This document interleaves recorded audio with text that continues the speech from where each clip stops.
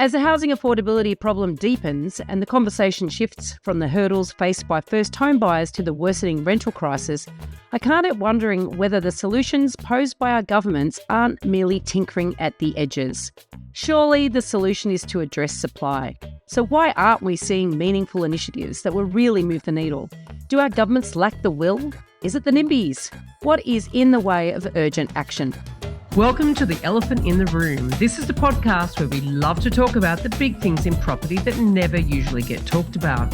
I'm Veronica Morgan, real estate agent, buyer's agent and buyer's agent mentor, co-host of Foxtel's Location Australia, author of Auction Ready and co-host of Your First Home Buyer Guide. And I'm Chris Bates, mortgage broker, recently ranked number 5 in Australia out of over 18,000 brokers in the annual MPA Top 100 Mortgage Broker Awards. Before we get started, I need to let you know that nothing we say here can be taken as personal advice. We always recommend you engage the services of an appropriate and experienced professional. We're joined today by Peter Tulip, Chief Economist at the Centre for Independent Studies, and he's previously worked at the Research Department of the Reserve Bank of Australia, so we'll be chatting about that as well. And also before that, the Federal Reserve Board of Governors. Now, we have interviewed Peter before, and that was back in November 2021. Had a very informative discussion around research he's done around whether supply is the answer to the affordability problem, and that's episode 201 if you want to go back and check it out. But we thought it was high time we caught up with him again to hear about what he has to say about the current state of the land. Thanks for coming again, Peter. It's great to be chatting with you. Thanks, Veronica. Good to talk.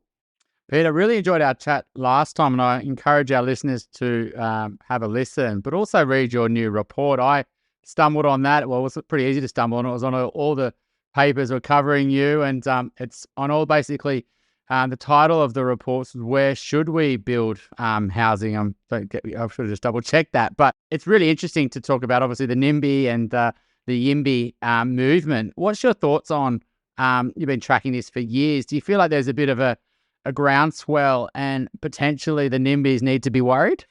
Before you answer, Peter, can you tell us what a YIMBY is? Yeah, so I think the big problem with housing affordability is that we're not building enough. And the reason we're not building enough is because local residents object to new density in their neighbourhood. And they're often called NIMBYs for not in my backyard. That these people will often recognise that we need more housing. They just don't want it near them. They want it on the other side of the river or down the road. And a lot of people are recognising this, so there is a growing groundswell for more housing supply. And the advocates for that are often called YIMBYs for yes in my backyard. Right. I hadn't actually heard that term before. And I'm one of them. It's a funny one, right? It's like when people are trying to enter the property market, prices need to fall, become property bears, right? And they'll listen to our good friend Martin North, and they'll read lots of things that the market, they're going to crash, right? Then all of a sudden they enter the market and then they become property bulls, right? And I wonder if the YIMBYs end up becoming NIMBYs. I mean, as a YIMBY yourself, are you a NIMBY in your own backyard? Like it's a lot of people are quite hypocritical in this space. They want it when it benefits them, but when it doesn't benefit them potentially in their mind, they don't want it. Yeah, so that's one of the real political problems, one of the big constraints we're up against, that mainly we're advocating for more affordable housing, and that means lower rents and lower housing prices. And obviously that's not good for landlords, and it's not good for existing home buyers. For the existing home buyers, partly we're appealing to their more noble nature, but also a lot of them will have children. And where are they going to live? The current generation of homeowners tends to be fairly old, fairly wealthy, and they're looking after themselves. And it's a real problem. Yeah, where are their children going to live? So, I have children who are getting into their 20s and starting to talk about moving away from home. But the Sydney real estate market makes that just very, very difficult. If eventually they want to buy a home, it's very difficult to do so without actually the support of the bank of mum and dad. But an easier way to help them would just be to stop the obstacles to supply and create a bit of affordable housing. You recall our conversation with you last time, and it was really interesting because you've obviously done a lot of research in this area. And since we interviewed you, we also interviewed Dr. Cameron Murray, and I'm sure you're familiar with his work. And that got me really thinking about, because at first there's this sort of utopian thing. You think, okay, well, local councils should just make it easier for developers to build, release more land, basically break down a lot of those hurdles, costs and all sorts of things that basically get in the way of building more supply. And what Dr. Murray was saying was basically, but then just look at pure economics and the incentives here.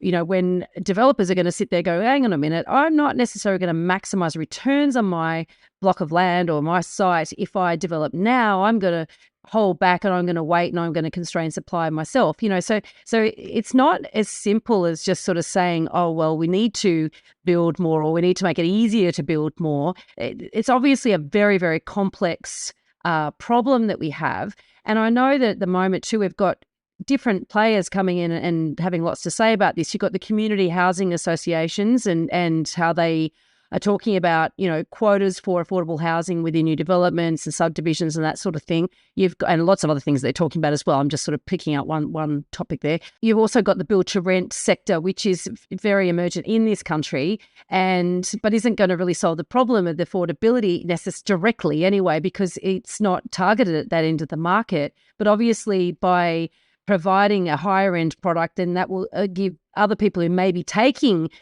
properties or taking rents, for instance, of properties that they could afford better potentially, and they're taking those away from the affordable sector. And then you've got governments that have stopped supplying public housing for some time, for decades, in fact, at all levels of government. And then you've also got investors that have been actively disincentivized to participate in the market as well in many cases. Certainly in Queensland, the government up there seems very hell-bent on making it difficult for investors, individual investors. So you've got all these different players sort of conspiring to not help the supply problem.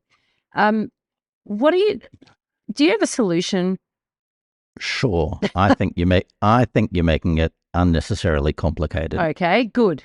The housing market, like any market, if you increase supply, the price will fall. Now, Cameron Murray says builders will not be willing to provide housing if the price falls.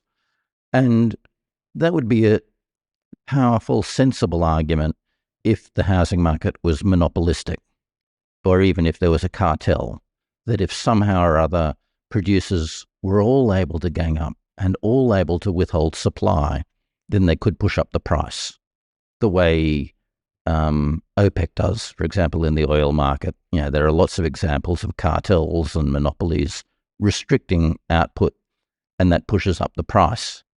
You can't do that in a competitive market. That if some builders say, we're not going to build this housing that people want, we want the price to go up, there are thousands of other builders in most big cities in Australia that are more than willing to join it to provide that service. And that's especially the case when you're talking about apartments and urban infill. But builders and developers are two separate entities here, though. Sometimes you get one the same, but they're different. So, and also builders are going broke at the moment, so maybe that's actually not the case. What do you then say is the cause? Because it's well publicised that the approvals have been on the decline now for the last 5 years. What do you then put that down to? So a lot of builders paid, in hindsight, much too much for their land. They thought that they were buying land a few years ago when house prices were and apartment prices were on a steep upward trajectory. They thought there were big profits to be made. In fact, we've seen interest rates go right up high. That's killed demand. Prices have fallen substantially. They certainly didn't keep rising the way they were. And so the equity of all of these builders and developers has been wiped out, and that they're no longer able, even to pay their bills, let alone to profitably expand operations.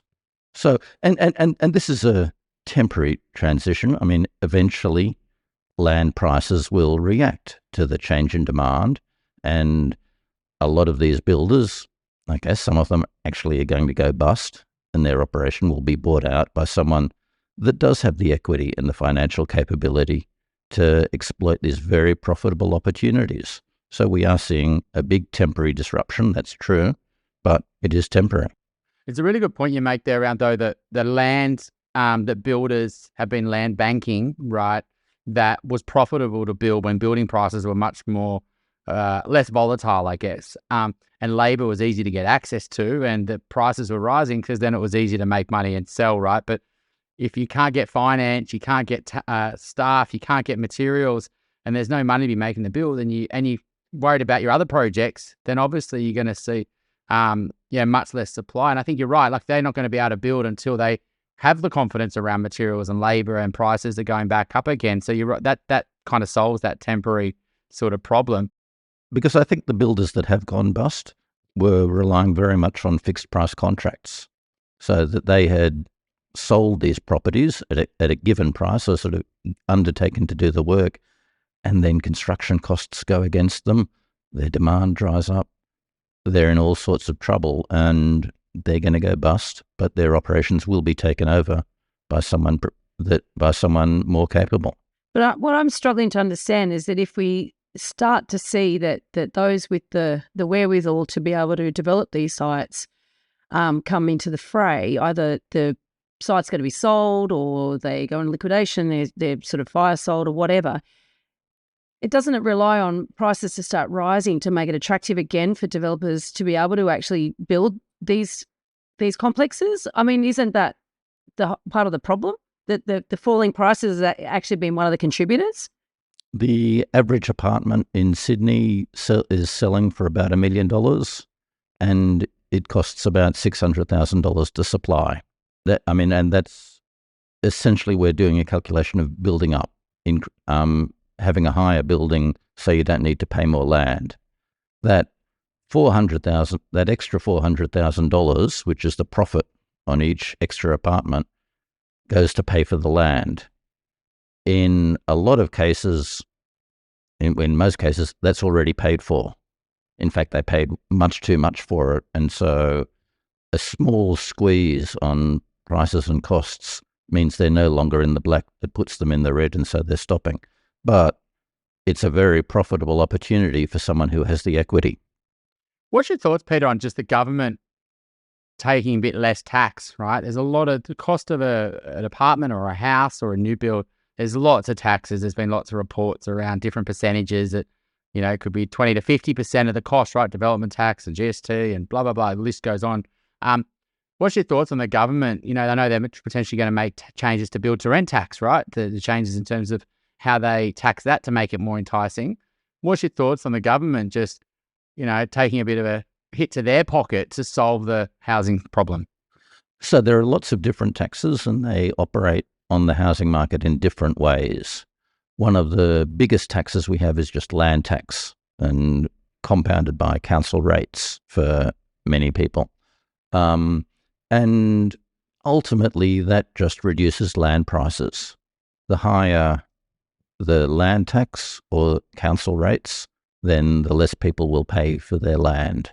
Other taxes, such as GST or infrastructure charges, well, there are lots of them, will tend to reduce incentives for developers, and so more problematic. I've got a spiel on build to rent if you want me to raise that. Before we do that, I'm just curious about what you're talking about there. Rates and land tax actually keep land values down. Aren't they a function of land value? Yes. And so the higher your rate of land tax, the less people will pay for the land. But hang on, I'm struggling. Sorry, the after tax. Yeah, so the after tax payment is higher. Yes. The before tax payment is lower. Are I am a bit confused on here, only because as a buyer's agent and even when I was a sales agent, I've never known it's common for people to buy a property and then have no idea what the rates are going to be, and no idea even that they might be up for land tax. I mean, obviously our clients know these things, but you know, I know from my own personal experience before I learned the hard way a long time ago that land tax, you know, so I'm So on that, for most owner occupiers, land tax and council rates are not a big deal. Where they really matter, where they're huge, is for multiple property owners. right. Yes. So I think in New South Wales, I think it goes up to about 3% is the land tax rate when you own multiple properties. And I think it's maybe above 10 million, maybe the No, threshold. there's a threshold. Yeah. There's Yeah, I mean, it's an increasing rate of thresholds and an increasing schedule of rates. It's a horrible tax. I hate it.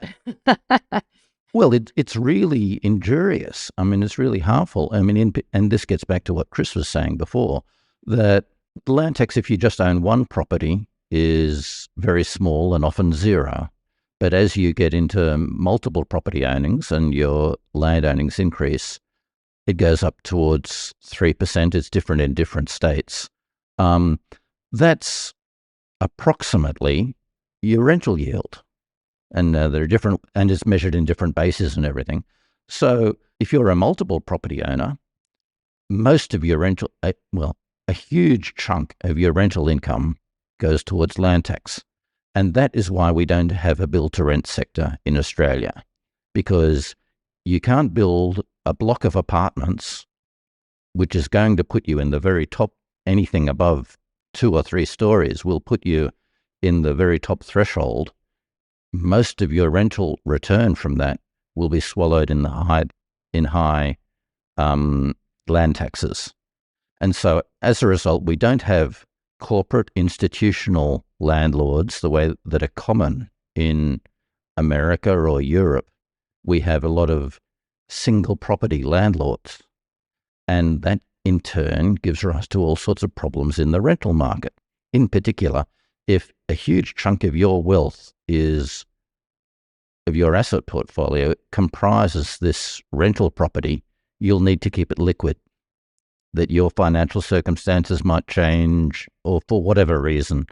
And so for that reason, single property landlords don't want to offer long leases. And not only that, but in fact, their financial circumstances often do change. They retire or decide to move properties, or for a lot of they decide to sell.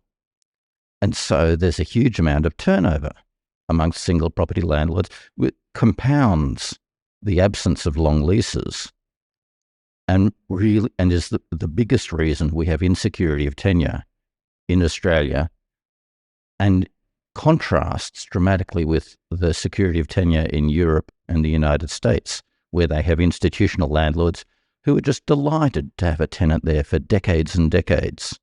And so is your view on build to rent positive if their land tax thing was solved?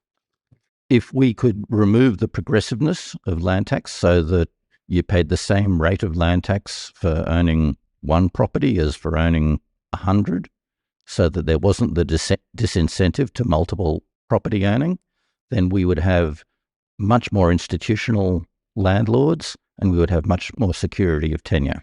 So, yeah, I think that would be a great thing. But would that then go against the other point in terms of, because land tax, like you said, does constrain property values, right? Because if land's what's causing that is what that property is mainly valued on, right, is the land. If there's no land tax, doesn't that just mean investors are willing to pay more to pay for land? And then so you're just going to see increasing prices where there's a lot of investors playing? Yeah, it's essentially the land tax is borne by the land value. So whoever is selling the land to the developer ends up paying the capitalized value of the land tax. So the developer buys a site and that site attracts land tax. So that it doesn't actually matter how many apartments or dwellings they build on it, it's the land itself. But of course, the more dwellings you can build on the land, the more valuable the land is. And so therefore they are linked. And I know we did an interview on build to rent before the first building was completed a few years back now, and I remember that land tax issue was discussed back then. But also, land tax is a state-based tax, right? And I think we're all aware of what Queensland tried to do with land tax and investors recently. Are there any states or territories that, in fact, correct me on the territory thing, I'm not sure they can. Can they charge land tax? Yes, they can. ACT is actually increasing its land tax very substantially to replace stamp duties. That's right, yes. So are there any jurisdictions where the land tax has been or changed or modified to encourage build to rent? Is there any? I know that there's some build to rent being constructed in Melbourne and I think in Sydney as well. Is it encouraged anywhere in particular? Overall, it's still a big impediment to multiple property owning. The New South Wales government introduced a bunch of measures reforming land tax for build-to-rent properties last year, but I can't remember the details.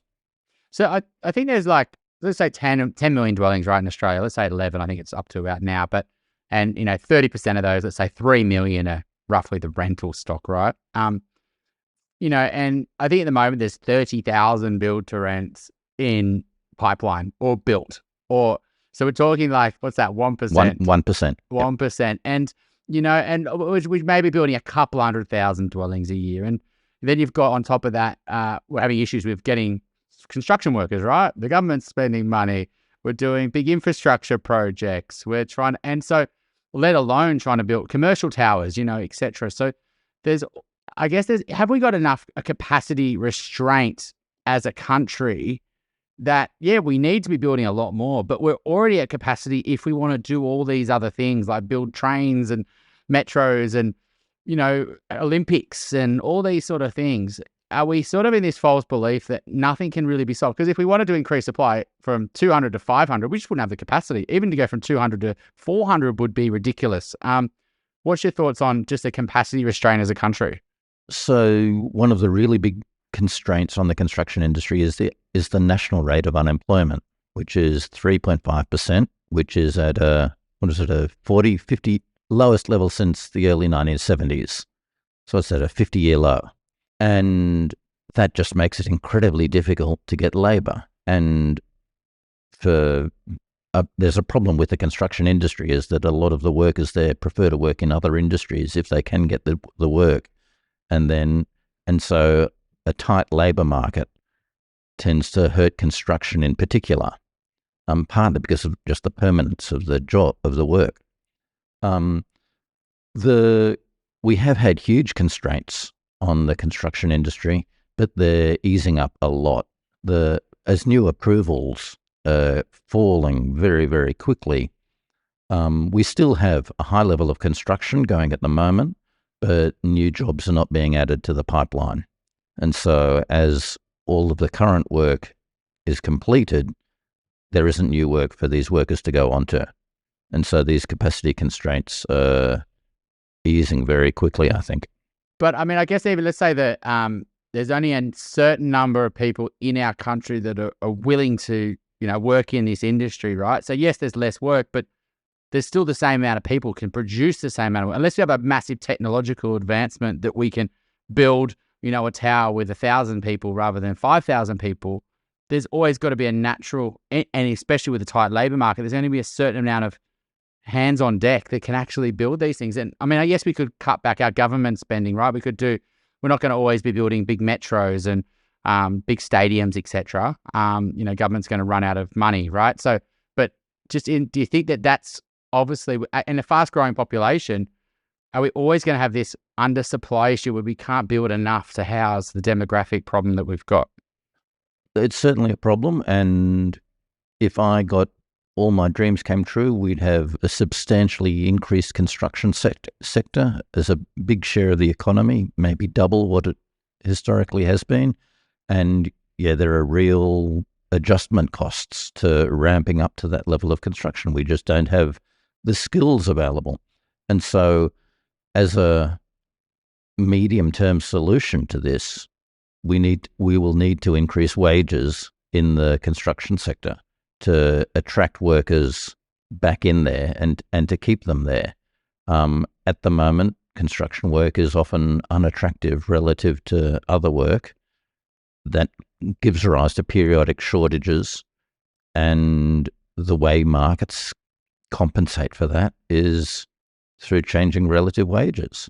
And that's obviously a problem, but if we want to put more priority on housing our growing population, we need to pay our construction workers more. So how does immigration feed into this? Because apart from the fact we've got to house, we're at 400,000 immigrants this year, as opposed to what's the long-term average, 160,000 per annum or something. I mean, that's a huge increase.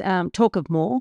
We've got to house those people for starters, but I would imagine that potentially there's a chunk of those would be construction workers. Would that be fair to say? And I saw something on 7:30 report the other night that was talking about the failures of our immigration system, in that we're meant to be bringing in skilled labour. However, it turns out that apparently we are geared much more to be bringing in temporary visa and sort of unskilled or non-skilled workers more so. So maybe the labourer type rather than the skilled construction worker. But is that meaningful? Is that something that's a meaningful factor in the construction industry? It's a huge factor. I mean, so we historically build, 200,000 dwellings a year. The national dwelling stock increases, I think that the average is about 2% a year. With high immigration, that number will increase. Suppose it goes up to 4%, that we want the dwelling stock to grow, say, at 4% a year. That's essentially a doubling of the construction industry. So you've got a small increase in population, but a huge increase in construction is just when you work through the maths of it. And so even if a lot of these migrants are builders, they're still probably going to add more to housing demand than to housing supply. And so this is going to be a huge crunch in the rental market, in particular over the next year, that we've already got incredibly low vacancies. And as population increases, combined with the absence of new properties being added to the pipeline, I think the rental market will get very, very tight. Yeah, I mean, after it's already extremely tight. I mean, with the NIMBYs becoming YIMBYs, right? Is there any sort of councils that are, prime? I mean, you think about it in Sydney, you might have the beaches, the lower North Shore, parts of the eastern suburbs, parts of the upper North Shore where, they're doing everything they can to, their housing targets never get hit. There's no accountability there from my understanding. And you read the local news, even when up on the beaches, they're whinging you for, as if a new townhouse development's going to go ahead, right? It's very much anti-new development. But is there any examples in our capital cities where suburbs have shifted from this mentality to adding a lot more housing stock that typically weren't, that we can use as sort of good news stories to educate other councils? Because ultimately, if people can feel that that's going to actually increase, potentially not make prices fall, but is going to increase housing dwellings in an area and maybe increase the amenity, maybe people will be more for it rather than the fear of change. Yeah, there are bad councils. You mentioned several of them, but there are also good councils. Liverpool, for example, they've been building a lot of apartments out there. You drive out there, the skyline keeps changing, and reflecting that, the price of apartments in Liverpool is relatively low. I mean, obviously it's going to be lower the further you get away from the city, and some suburbs are more attractive than others. Even when you allow for that, housing in Liverpool is unusually affordable because they've been building a lot. And then when you go out into the regions, it varies a lot. I mean, that some country towns are very keen on extra development. They want the growth. They need the demand. Others are the opposite. So it's mixed. And reflecting that, you get a huge mix in housing prices. That in some regional towns, housing is incredibly cheap, and in others, it's incredibly expensive. I'm on a personal mission to help more people make better property decisions. And you can find out all about what I'm working on at veronicamorgan.com.au. And there you'll find resources for first home buyers, details about my buyer's agent mentoring program, access to suburb help for investors, or if you're looking to buy your dream home or an investment property in Sydney's inner west, eastern suburbs or lower North Shore, you can connect with my team at Good Deeds Property Buyers. If you're thinking about buying your first home, upgrading to a new one, or purchasing an investment property anywhere in Australia, we would love to carefully guide you through this journey and importantly get the finance right. Please reach out via our website, wealthful.com.au. Don't forget that you can download our free full or forecaster report. Which experts can you trust to get it right? theelephantintheroom.com.au. I mean, like the Mossmans of Sydney, or the I don't know, the Brightons or the Turaks of Melbourne, or the Hawthorns or Henleys of Brisbane, right? Like, where, you know, typically it's got all the ingredients of a NIMBY society, right? Very old, established wealth that's, you know, tree-lined streets, heritage overlays, and very low density compared to its location to the city, where they've shifted and they've said, well, actually, we're going to allow lots of townhouses. We're going to allow lots more apartments. So is there anywhere that you're aware that have taken that plunge and that have started to, Yeah, I mean, most cities have had pockets of rapid development, and often it comprises what they often call brownfield sites, a lot of old industrial land being converted to residential. Green Square is the biggest example of that in Sydney, for example. Docklands in Melbourne, South Yarra in Brisbane along the river. There's been, there are places where there has been a lot of building.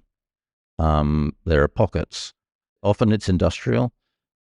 Sometimes it's state government driven and pushed, but it can be done. And it's had good effects on affordability where it has been done. I think, you're looking at something like Balimba or in Brisbane, or Mossman in Sydney, or Toorak in Melbourne. I mean, you're never going to see those big, beautiful character homes mowed down and a bunch of townhouses or apartments built there. But what you're talking about, those suburbs that do have the industrial, the repurpose or the rezoning of the industrial land, as the way in which we ship goods, the way in which we, transport, all that sort of stuff changes, obviously, then a lot of those, hubs are built on the outskirts of our cities now rather than industrial hubs in the middle. And obviously the value of that land has just changed by virtue of what's around it, proximity to the cities. And so therefore it gets to a point where it always makes sense. It's the highest and best use of that land is residential. And then you start to see that the councils are rezoning them for high density, and that makes them more valuable again. I would argue in some areas, look at Marrickville, for instance, in inner west of Sydney, and as you see the industrial land being rezoned there, it's making the whole suburb more desirable. So that's sort of an easy one to say, okay, well, or Summer Hill, the whole silos development there, and that brings more people. It brings more customers for cafes and restaurants and the sort of amenity of an area. So those are sort of great success stories of it's not so much a gentrification; it's a redevelopment, basically. Of those areas. But I guess as we continue to do this, these sites get further and, fewer and further between, don't they? We run out of those sites, and then we got more hard decisions to be made. And I just don't think, I'm not sure that it helps us to think, Mossman should ease up and, get over it. Because what's really, in all reality, what is going to be redeveloped in a place like Mossman? I'll answer that question. Go for it. The main road in Mossman is Military Road. It's lined with two-storey shops. You get a lot of boutiques and cafes and restaurants. It's a 10-minute bus ride to Wynyard, the centre of the central business district. It's incredibly attractive real estate being monopolised by low, not even medium density housing. So just putting apartments along Military Road is, it's already an incredibly busy crowded, congested area, you're not really changing the character of the suburb. I mean, we're not bulldozing the gardens that make Mossman attractive. You're putting a lot of people in the centre near the transport nodes where you add the most value. And there are examples like that everywhere. I mean, you mentioned the eastern suburbs. I mean, so the local protesters were stopping a planned set of high-rise apartments near Edgecliff Station. That that's not the prettiest part of the eastern suburbs. Even do really benefit from a facelift. But that's the point. I mean, that you don't need to destroy the prettiest bits of our neighbourhoods. There are a lot of areas that are already fairly crowded, fairly busy, and often they're the ones that already have the best transport and the best retailing access, and so often they're the ones that are most attractive to develop further. I mean, in general, your payoff from extra development is higher near train stations, partly because people want to work, partly because you don't have the change in character that annoys a lot of the local residents. These are already busy areas, so it's maximum gain for minimum disruption. So it sounds like obviously the industrial areas, you've got you go on a Google Maps and you put the satellite on. So there's many times and many episodes, you can see all the white roofs, right? And, that's prime land. That's obviously especially if it's close to the city that, will turn into apartments, right? You can see that one by one in the Rosebery, Alexandria part of Sydney, or St. Leonard's, or even around Artarmon now, was it 5 years ago it was Bunnings and mechanics, and now it's apartment blocks, right? And it's and so that's shifting. Then there is a push around metro stations right now. There are all these new metro stations to have lots of high density around them because it makes a lot of sense. But I think your point around, if we are going to have we need to build housing where people really want to live, right? And people do want to live in the Mossmans and the eastern suburbs and the northern beaches and, lots of places, but they're not building housing stock in these areas because the council controls are very, very limited. But we should be relaxing, especially along the artillery roads and bus stops, and where it's really accessible to get around without lots of cars, I guess. Is that sort of the missing ingredient, you feel? Like, we're doing all the other things, but if we really wanted to,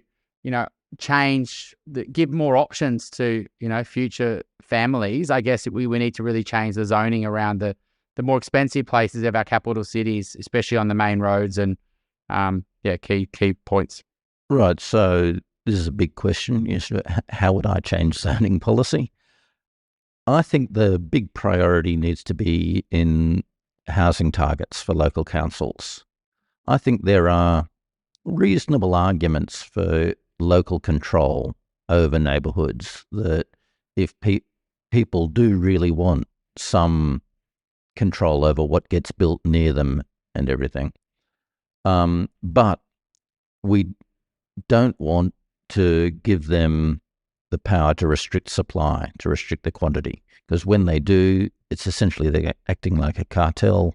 The local council will freeze new development the way it has in Mossman and Woollahra and Hunters Hill and Waverley and a lot of the other local council areas you mentioned in Sydney, and drive up the price. And that's good for the local residents often, but it screws outsiders, people who want to rent, young home buyers and newcomers in general. So it's in society's interest to remove the power of local councils to say no to any development. We'll tell them, you have to build so many new dwellings, but you can decide where and how they go.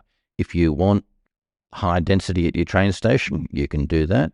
If you want medium density spread more generally, you can do that. So the way I would do it is I would allow local councils to decide the kind of housing that they get, but the state government needs to come in and tell them the quantity. And in particular, that quantity will be much higher, particularly in the inner and eastern suburbs. And so inner is, that's the Sydney My understanding was that is actually sort of what the system is at the moment. The state government gives them quotas and they're meant to build to meet those quotas, but they're not. So it's No, that's not the way I No? describe it. I mean, so the targets currently for a lot of the local council areas we've been mentioning, Willara, Waverley, Hunters Hill, Mossman, and these are the very affluent areas of Sydney around either on the harbour or in the eastern suburbs near the coast. Those targets are incredibly low, of the nature of a few hundred dwellings over a 5-year period, contrasting with the targets that are set out in the western suburbs, the working class areas of Sydney, which are in the thousands. So, and in particular, we're talking Parramatta or Strathfield, have targeted housing growth of many, many times what the affluent areas do. And so the problem with Sydney isn't that councils have been failing to meet their targets. The biggest problem is that the targets have been too low. Is that, I mean, just being a bit of devil's advocate here, is that partly because, well, land value in those areas is higher anyway, and so therefore, it's going to cost more to get a site to build on, but also that they're quite dense areas already. I mean, I know not all of those suburbs are dense, but some of them are quite dense already. With a lot of apartment buildings, for instance. And I don't know the data here, so I'm literally just curious and asking because I'm thinking, hang on a minute. So the opportunity, or potentially the geography there, the opportunity to build more is it should be easier to realise in some areas where perhaps it's not already as dense. Is that a fair argument? Or are you saying that basically it's because lobby groups are really that powerful that they're able to control the quotas that are being handed out in more affluent areas rather than the lower socioeconomic areas? Yeah, it's the latter. It's that these areas are noisy and politically powerful, and for a combination of reasons have been indulged by the state governments with very low targets. Now, the argument you mentioned is a very common one, that these wealthy council areas object to new housing, saying we already have high density. And your observations are correct. They are relatively more dense. But that's not harming their quality of life. I mean, which you can tell from the property values, that these are the most attractive areas in Sydney as judged by willingness to pay. People will pay millions of dollars for an apartment in Willara or the eastern suburbs or Mossman, though it only costs a fraction of that to supply. And it's those excess prices that tell us where we would get most value for new housing, which is in the overpriced affluent suburbs. And when you say overpriced, you mean that the price to build, the cost to build versus what you could sell at, that's basically where the most money could be made for developers, right, or builders, right?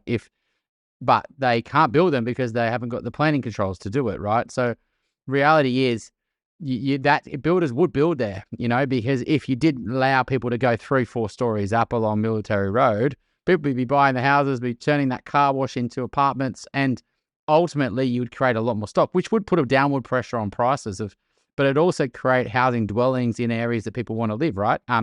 And so that's exactly right. Yep. We need to, the part is the council don't want to do it, and that but it needs to, you have to have that higher quota and then actually accountability, some type of penalty if you're not getting close within it. And do they do that for other sort of things where they provide quotas and penalties for them at all, or is it?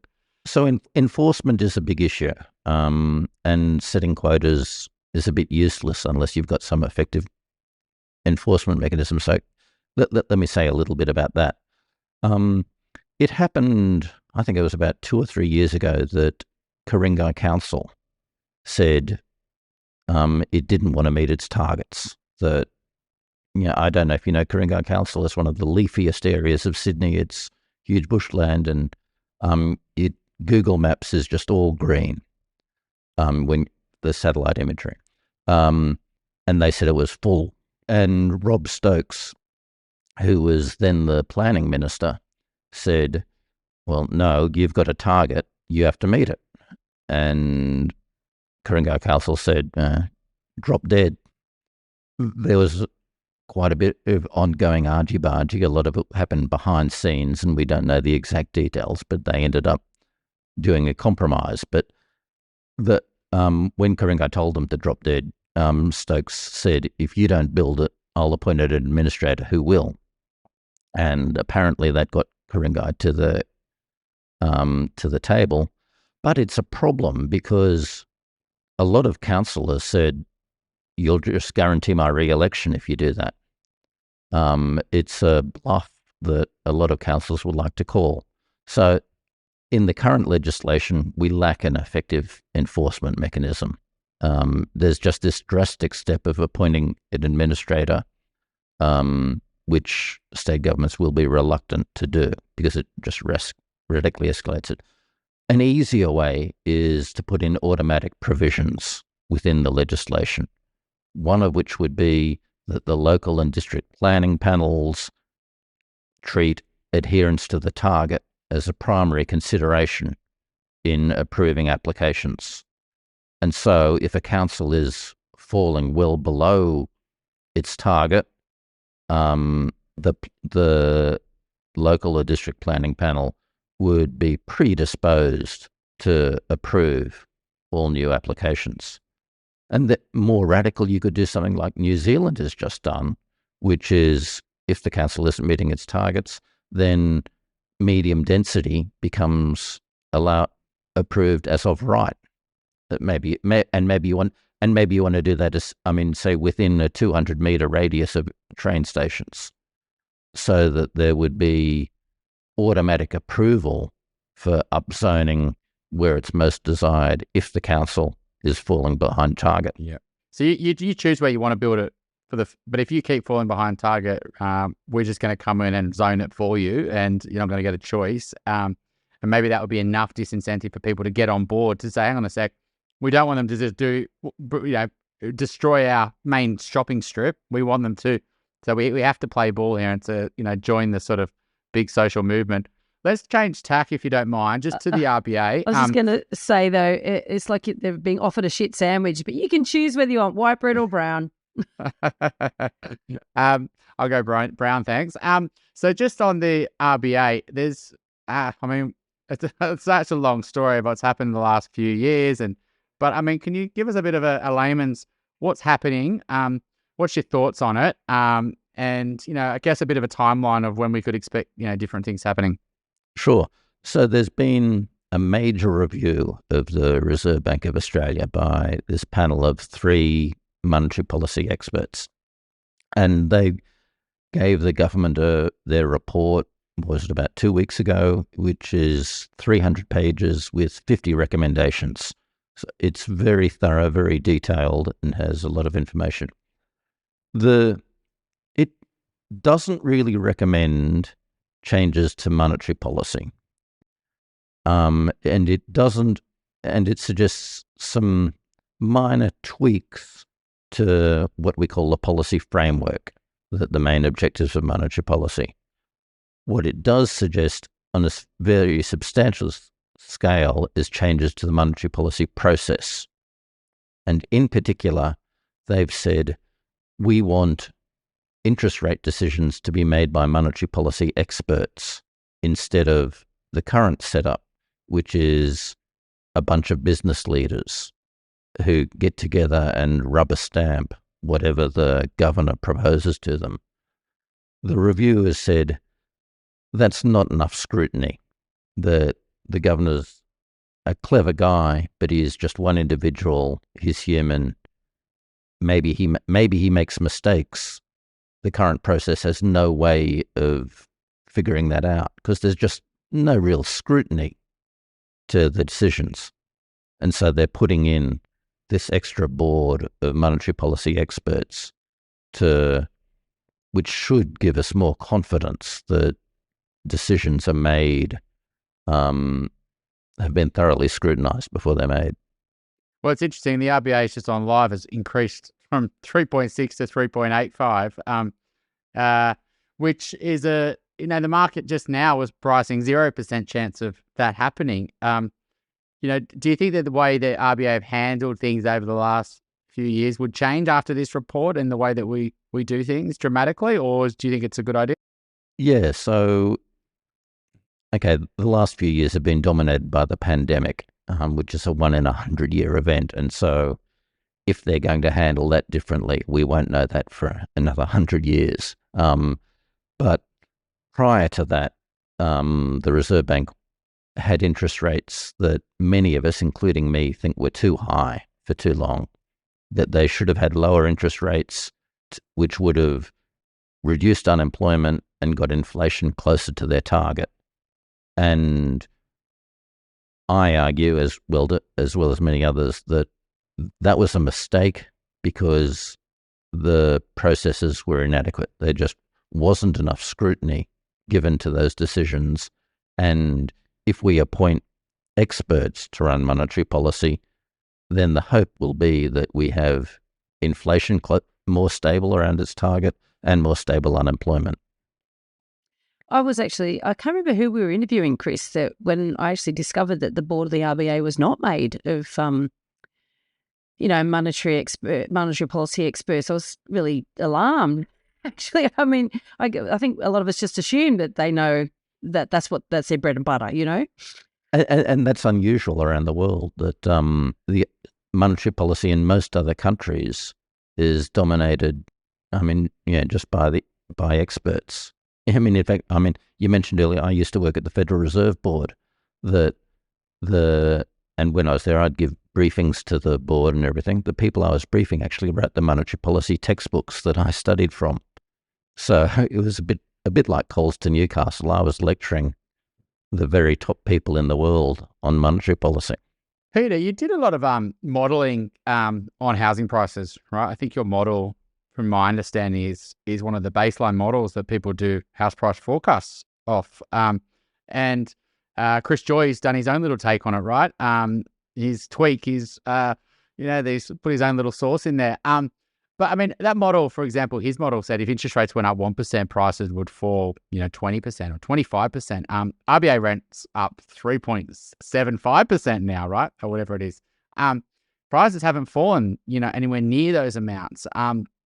What's your thoughts on the resilience of the property market over the last 12 months? And, the signs that, there's potentially a lack of listings and prices are even going up in Sydney, over the last quarter. Like, has it surprised you how resilient the pullback in stock and the support to prices, even though interest rates have gone up so much?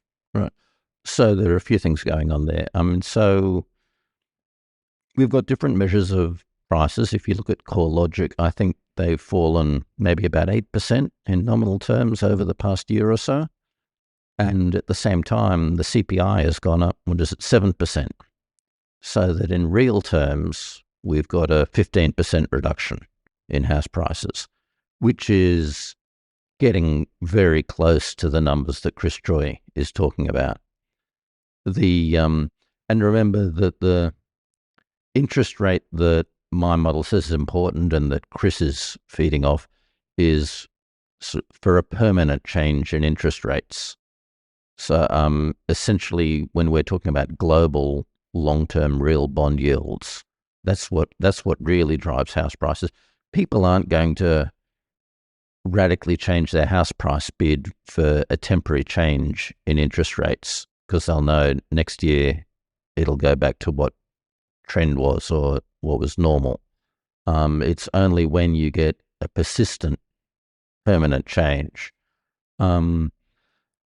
So a lot of what has happened in house prices is in line with what we would have expected, that when interest rates fell during the pandemic, we had a huge ramp up in prices. And now that interest rates have gone back to something normal, we've had a substantial correction to that. So that's interest rates still are, I think, the dominant factor driving house prices, but they're not the only factor. And in particular, we've had a big increase in housing demand partly from the immigration that we were talking about earlier, but also because of the pandemic, there's much stronger desire for working from home. And so the floor space per person, the demand for floor space has increased very considerably. Lots of bedrooms are now home offices. I mean, in fact, I think I can see from the video, maybe you guys have them. But, well, I mean, and that's where I'm broadcasting from. I mean, it used to be a bedroom, now it's a home office. That's happening everywhere, and as a result, the demand for housing has increased substantially, and that is, well, a factor that no one was expecting a few years ago, but that has added very substantially to the demand for housing and hence to prices. So I think that is going to put us on a higher trend than we were before the pandemic. It's an interesting way of thinking about it at a whole country level. It's like having more children, right? We need more rooms if we have more children. But also our home office is a bedroom, right? And so we had pent up demand if people were, had 2 bedrooms and they had, 2 kids, and they were living in an apartment, they need to upgrade to something bigger, right? But also that person who had a 3-bedroom house but needs 4 bedrooms because they need the home office. And so maybe that's... So where it makes the biggest difference is in shared houses. The people that, a dwelling that was shared between, say, 3 people is now shared between 2, with that bedroom is now an office. And so that third person is off looking for a place of their own now. Well, that's just added to the demand, on the rental side in particular, hasn't it? What's the shortfall at the moment, Peter? Do you know that off the top of your head in terms of dwellings in this country? So there are lots of different estimates around. I actually don't like most of them. I think the best way of measuring the excess demand is looking at prices, and their prices in Sydney. It's about $1 million for the average apartment. Costs about $600,000 to supply. So there's a 40% overprice, and on your standard rule of thumb, to get rid of that is going to take, about a 10-15% increase in supply. So and this gets back to our earlier discussion of housing targets. That's the sort of calculation I would use to figure out how many extra apartments we need to build.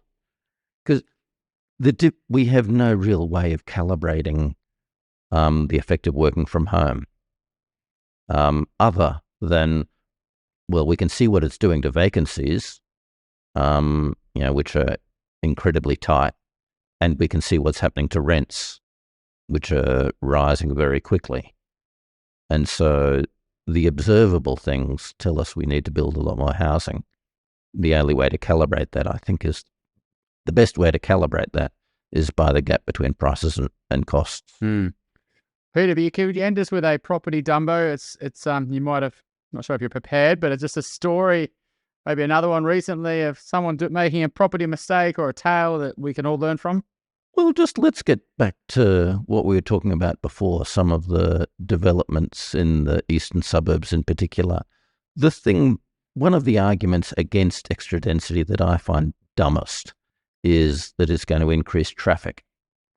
And so you have all the councillors in the eastern suburbs, a lot of places which are actually even walking distance to the CBD and certainly to high transport, are saying we can't have extra density here because it's going to create traffic problems. So instead, the new housing is going out at Leppington or Appin or a 3-hour drive from the CBD. And so this supposedly anti-traffic campaign is the most counterproductive argument I've heard. It makes a lot of sense, right? It's all about the same argument with motorways, isn't it? It's only all of a sudden it's going to get full. But it is funny though, because when you were talking about what could be built in Mossman along Military Road there, the first thing that came to my mind was traffic. And that's because it's already bumper to bumper most of the time. And also you're relying on buses for public transport, which use those roads as well. So more people, more buses, even if they don't have cars, like you say it's the stupidest, the silliest argument, but I think in some cases it actually has some merits, right? Well, People got to move around. It needs to be accompanied by better infrastructure. And so in particular, they're putting a tunnel out to the northern beaches to deal with. Well, I don't know. It's been approved. Oh, no, it's all been canned. That's I'm on the beaches. That's definitely been canned. That was Gladys's idea, but Gladys is no longer here.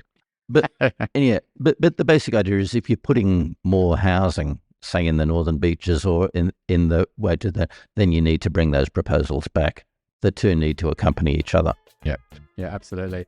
Thank you so much, Peter. Another insightful chat, and it's a conversation that I think we're going to be having for many years. But I think it's important I think there is a groundswell. There's actually YIMBY parties and little groups that people meet up at night times and with their pickets. So I appreciate you coming on, Peter. Yeah, great to talk. If you have a question that you'd like us to answer in an upcoming Q&A episode, you can send us a voicemail or written question via the website, theelephantintheroom.com.au, or you can email us directly at questions@theelephantintheroom.com.au. If you like what you're hearing, please share this episode with others you feel would benefit. And while you're at it, why not leave us an iTunes review? 5 stars would be great. I know that sounds a bit cringy, but we have it on good authority that every review helps make it easier for other people to find out about us and hear what our amazing guests have to say.